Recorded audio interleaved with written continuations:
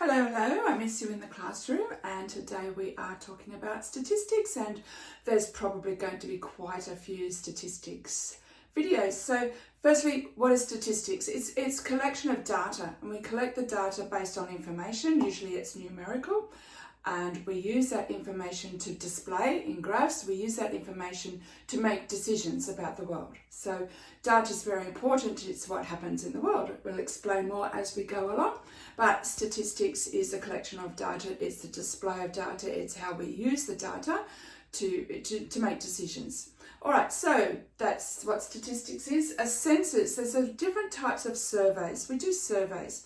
There are different types of surveys, and there's a few different labels, but the main ones is this. A census is a survey of the entire population. So in Australia and several other countries, every 4 years we do a census. And every household in Australia says who is in that house that night. It's a count of all the population.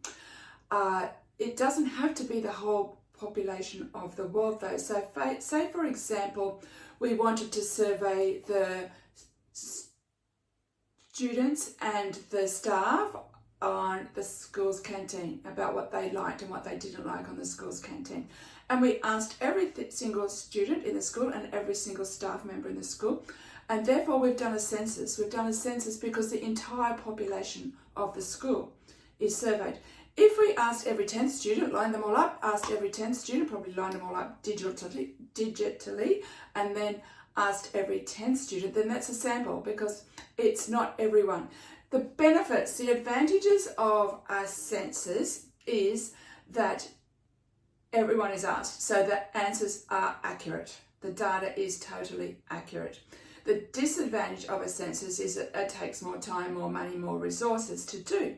So the sample is like the flip of that. The advantage of the sample is it takes less resources and less time, but the disadvantage of the sample is it's only an estimation.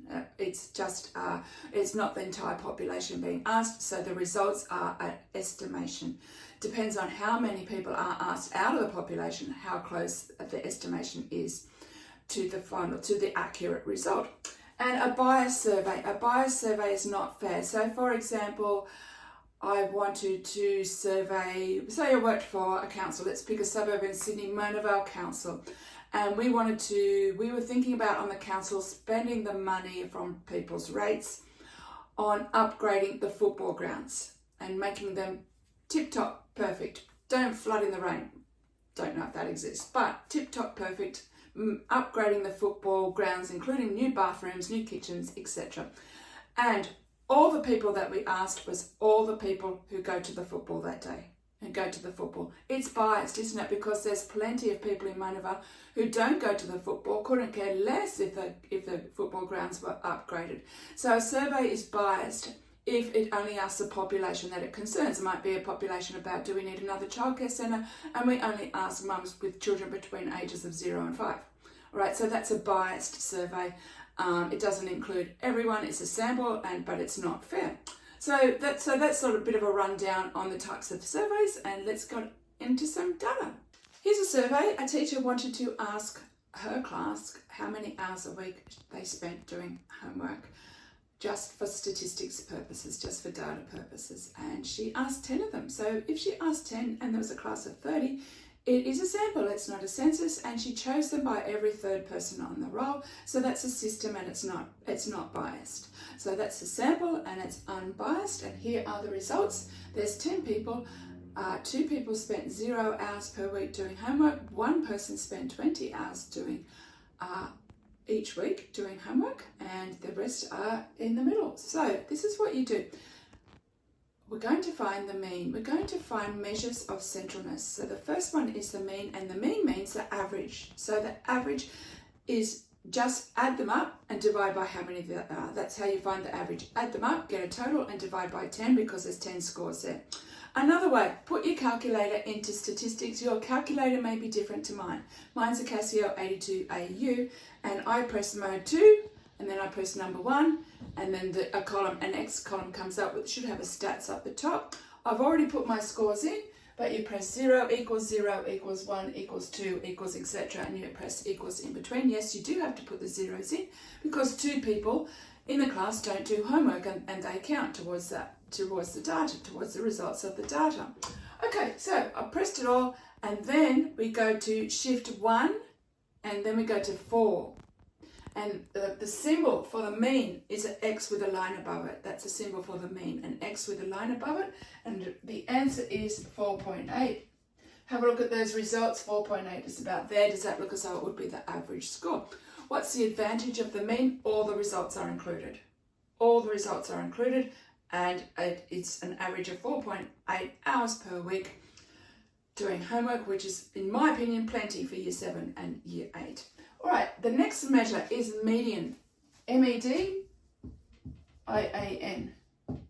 Now, the median is the middle score when the scores are written in order, all right? There's 10 scores, so therefore there's an even number of scores. There's going to be 2 scores in the middle. So, cut off the first 4, cut off the last 4, then we've got these 2 in the middle. Those 2 in the middle, it's the average of those 2. It's 4 plus 5 is equal to 9. Half of 9 is 4.5. If there was an odd number of scores, there'd be a definite one in the middle. But when there's an even number of scores, you've got to get the 2 in the middle and find the average of the 2. Now, the mean and the median often get a similar answer to each other because they are a measure of centralness. All right. And the last one is the mode. Now, the mode most, M-O-M-O, remember that, mode most. Which score occurs the most? It could be none of them. It could be 2 of them, but in this case, there's 1 score occurs the most, and that's 5.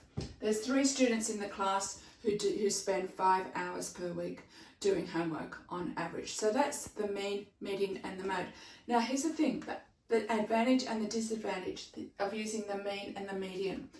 Often in real estate, you'll hear the median price of this suburb. All the time you hear the median price of this suburb. You never, ever hear the mean price of this suburb, of the houses that have been sold in that suburb. So here's the thing, and I've said here's the thing before. The 20 is an outlier. The 20 is a student that spends his life doing homework. He's not fitting in with the rest of the class. I'm not talking about socially. I'm talking about just the statistics, just the hours, all right? The 20 is included in this. But in the median, outliers are not included. That doesn't matter. That there could be 7, and you would still get 4.5 because 4 and 5 are the ones in the middle. All right? So that's the difference between the mean and the median. The mean includes every score. The median doesn't matter what's on the ends, as long as there are things on the ends, because there've got to be a score in the middle. So that's the difference between the mean and the median. And the mode is just the most common score, so that's easier. Sometimes it might say, what's the modal score? And the modal score is 5. Now, the range is not a measure of centralness. It's not a measure of centralness, but it's used in stats, and it is the highest score take away the lowest score. So it's 20 take away 0, which is equal to 20. Notice that the range is going to be nowhere near the mean, the median, and the mode. Now, to find the median, I just used the scores and I found the 2 in the middle. It's quite easy to do that way, but you can actually use your calculator in the statistics mode. So you keep all the scores in, it's still in statistics, don't clear it all out, and you press shift 1. This time, instead of pressing number 4, we press number 5. So number 5 says min max, and then median is number 4. So we press 4 equals, and that comes up with 4.5. So here's the thing, guys. You might have some more questions. You might have some more questions from a textbook or in an exam. You can't put in more scores on top of your old scores because your old scores will affect your new scores. So you must clear out the last scores. So the way you do it, you go shift, you go 9, and you press number 3 because it says all, shift 9, 3, and then you press AC. And that clears it out. The stats are still written up in the top though. So it's still in statistics mode. You don't have to start again by putting it all into statistics again. You can now put in the new scores. But be very careful about putting new scores in on top of old scores because then you've got all the scores and that's what the answer is going to be about. The first lot and the second lot, not just about the second lot. So be careful about that.